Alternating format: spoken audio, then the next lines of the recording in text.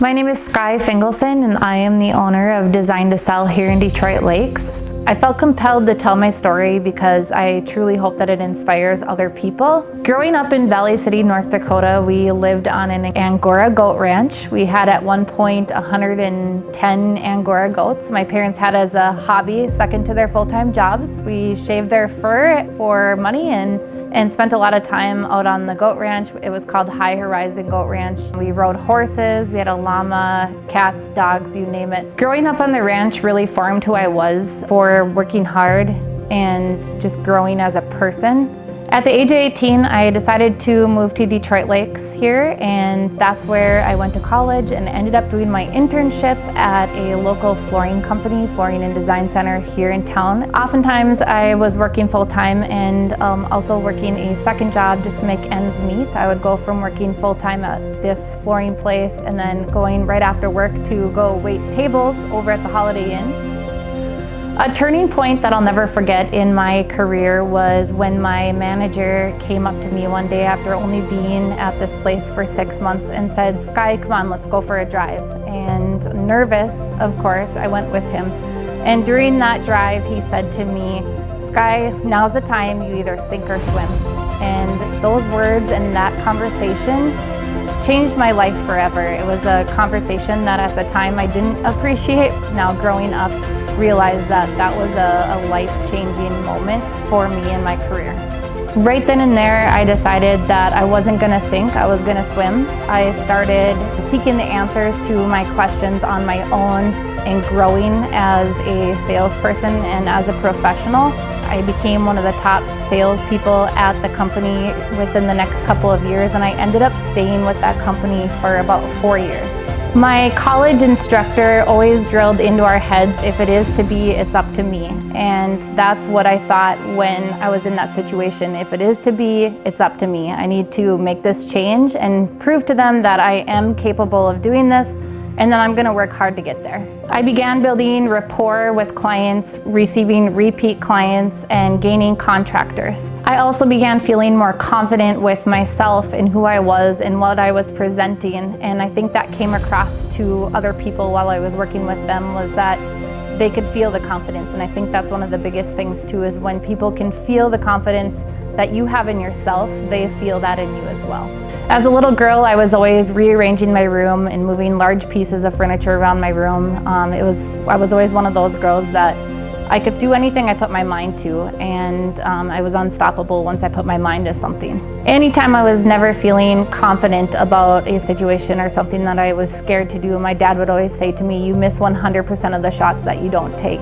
Your fears and your failures bring success." During the time where I was working with this company, I was getting sick of renting, and I decided that I was gonna buy my own house. And I was all but 20 years old. I wanted to buy my own house. I was sick of renting.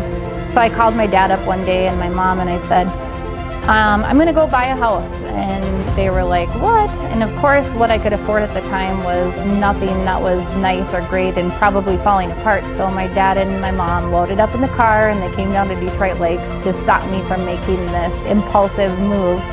And we ended up finding an adorable trailer house out in Twin Haven Estates, which I was so proud to call my own. I could finally paint my own walls and I could do my own thing and mow my own yard, and I really enjoyed that. I lived there for 3 years before I met my husband.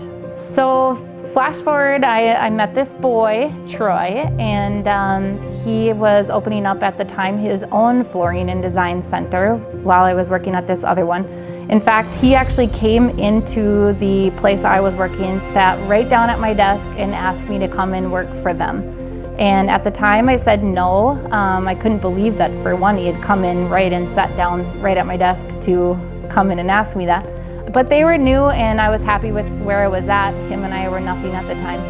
I ended up staying where I was at for another 2 years. During those 2 years, we actually did end up dating. My hairstylist ended up getting us together. And I did end up making the move over to his company at that time.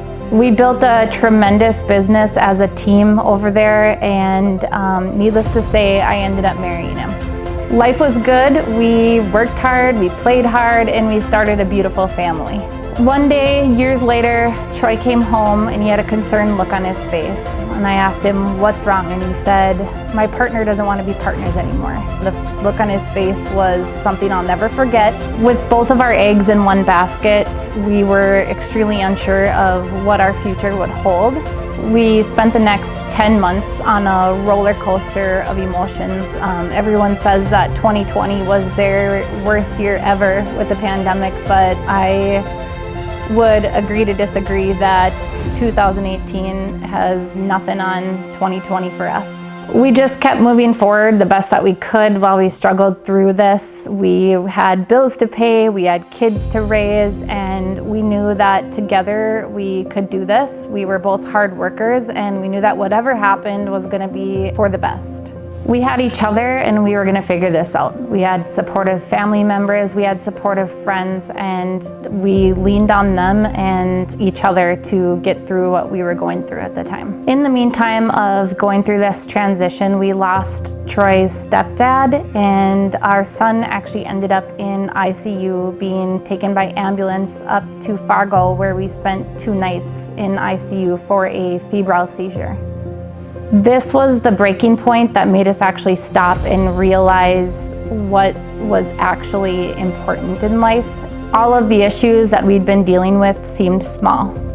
It was like God was stopping us in our tracks and showing us what life was really about. When the separation was finally complete, we took what we had and we went down to the cities to buy Troy a $12,000 truck so he could get started on what is now North Shore Tile.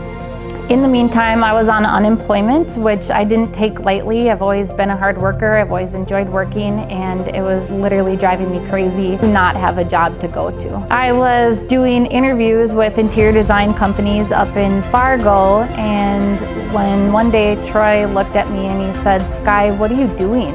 And I said, "Well, what do you mean?" And he goes, "You need to start your own company."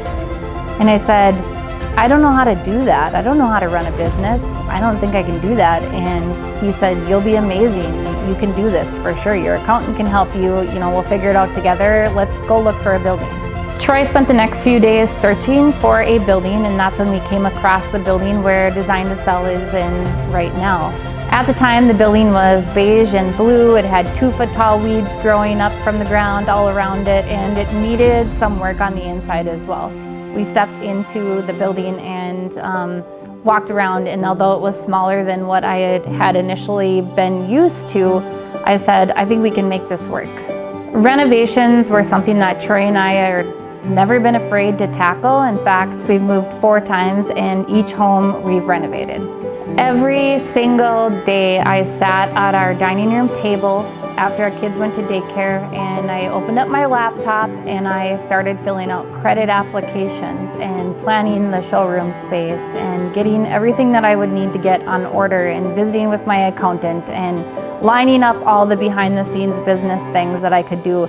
Hours and hours and hours every single day I spent getting that showroom together so that we couldn't skip a beat and open up as quickly as possible. It didn't come easy, but it was really exciting, and it was a brand new, fresh beginning for us, for our family. We had something to fight for. We fought for our family, we fought for each other, and we fought for our future.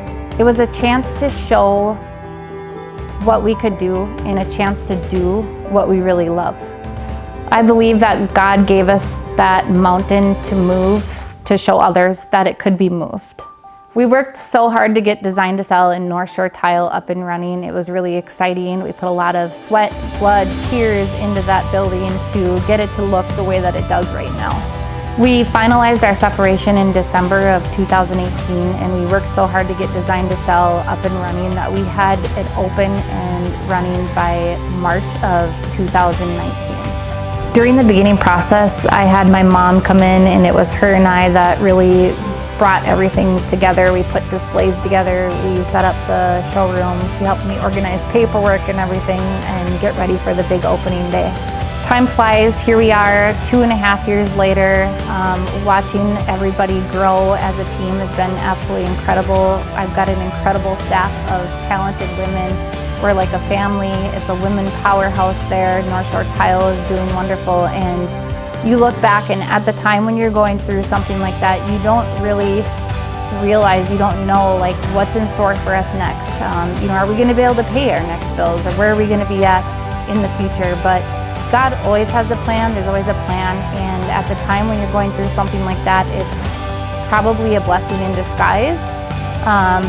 Something I took away from that is that, to trust the process of what you're going through, because the other side's always going to be better. I'm sitting here so proud of what Troy, myself, and our staff have accomplished, that there are many days where I just want to pinch myself and cry because of the work and the behind the scenes things that I know that it took to get where we are right now. I think to myself, perhaps this is the moment for which you have been created.